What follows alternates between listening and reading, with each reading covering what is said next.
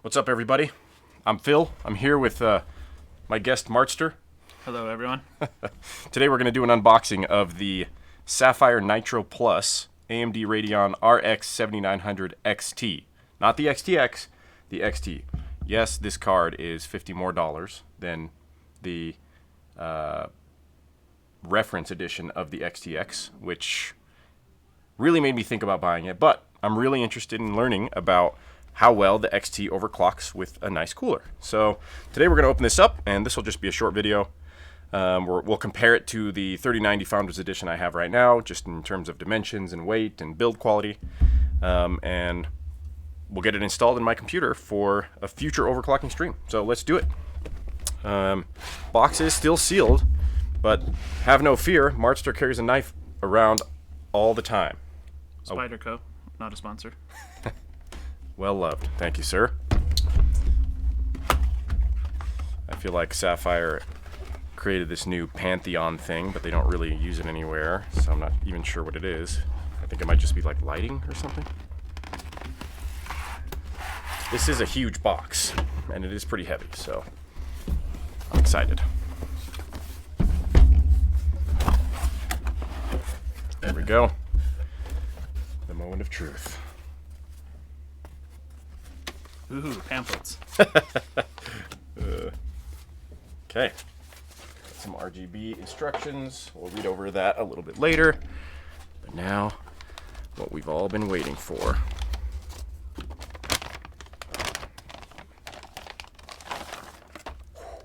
Oh, That's freaking dope.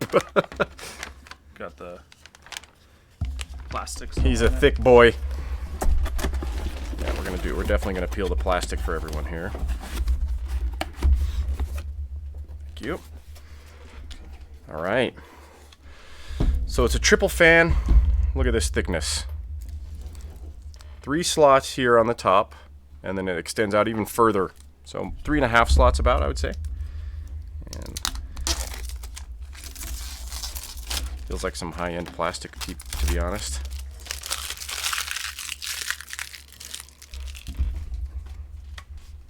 Look at that, a nice metal backplate. This is all metal. This is awesome. Wow. It's beautiful. See, feels nice and Pretty heavy. Hold it. oh yeah. Oh yeah, that's. Should we weigh it? It's a beefy boy. Let's do it. Let's weigh it. I'll hold it here. We've commandeered the kitchen scale for this endeavor. Can you make sure that's on pounds? Maybe we can do a kilogram conversion for all the metric people out there. All right, pounds.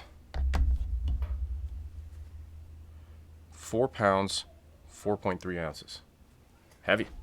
Yeah. Definitely heavy. I'm wondering if it's going to be as heavy as the 3090 Founders Edition, which is one of the heaviest graphics cards I've ever held in my hands. Oh, it's got plastic on the little. Yeah. These little plastic things are actually hard to see, and I feel like most of the time you end up just not removing them because you can't tell they're there. Yeah. Buyers beware. Remove the plastic. If you don't, you may never notice it. Plastic circles. If you have like a clear case, then one day it'll just be like melted and be like, what the freak? So let's take a close look here. This bar, I believe, is a full RGB, and so is this one. Wow. So, you know, if it looks like this in your case, it's still going to look really cool. Honestly, this is a really cool design here as well. That's like where one of the pounds comes from. Exactly.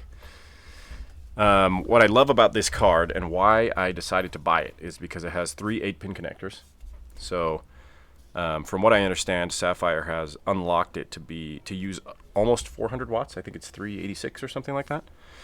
Where the default for this card is like I should know this. I think it's 315 watts. So lots of power pumping through this card. And the question is, with all that extra power, can we meet RTX 4080 levels of performance?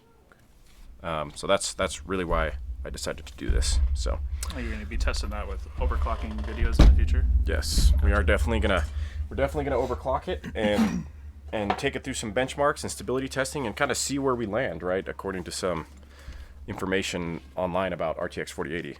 performance. But here's our 3090, so you can see them next to each other. They are both very big GPUs. However, you can tell that the Sapphire is quite a bit thicker. But the 4090 just has so much aluminum. Let's weigh the 4090 in comparison. Or not 4090, 3090. Correction. 4 pounds, 13 ounces. So it is a little bit heavier than the 7900 XT. That's crazy. So, awesome. Let's take a look at a couple more things here. So, one thing to keep in mind, there is a BIOS switch on the 7900 XTX. So probably a quiet BIOS and an OC or overclock BIOS that allows all that power. And then it does use a vapor chamber cooler. So I'm expecting this to run really, really cool. I believe that it is exactly the same cooler that they have on the upper end, the XTX version. Oh, is that what these kind of pipes are? These are heat pipes. So Yeah. they transfer heat to these fins to be vented away by the fans. Here in this section is where there's a vapor chamber, where some like phase change happens to transfer heat away faster from the chip. So Right on the other side. pretty cool stuff. This side? Yeah, just for the. Yeah, right here. Looks like there's a vapor chamber included in there. So, like I said, I'm expecting this to run really, really cool. Let's take a look at the ports. There is no USB-C on the AIB editions. So, however, this one has 2 HDMIs and 2 display ports. So that's exciting, actually. I like that more than I like 3 display ports and 1 HDMI. So overall, super well-built card. I mean, this is all metal, right? For people who bought like the 6700 XT Sapphire Nitro edition, it was a good-looking card, but it was mostly plastic on the outside. So they've stepped it up here. I'm not sure on the 6900 XT, but this is another level. Very, very well built, and I'm really excited to test it out. Does the metal help with like heat? It can. Is it better for cooling than plastic? That's a great question. It definitely can, especially on like the back plate, right? Where if there are thermal pads between the back plate and some hot areas on the card, it can pull some of that heat into the back plate, and the back plate will sort of spread it out, right? Yeah. So it can. It doesn't always, but it definitely can. For example, on the 3090, this is a unique card because there is memory on the back. So here's the front of the card. 12 gigabytes are on the front, and 12 gigabytes are on the back. That makes the memory on the back run really hot because the cooler is really focused on the front of the card. So there are thermal pads on the back to transfer some of that heat to the frame. So that's how they kind of keep it under control, but it really runs really hot. So I don't believe that is the case here. I believe all the memory's on the front on this one, and it's using regular GDDR6 memory instead of the new GDDR6X from the 3090. So the way AMD gets away with that is they have something called Infinity Cache, which is this memory that speeds up the throughput of the regular G6 memory, so it can reach performance levels close to G6X. So Cool. pretty cool stuff. Really excited about the card, and we are definitely nice. We are definitely coming at you with an overclocking, undervolting stream in the near future. Thanks, Martster, for joining us. You're welcome.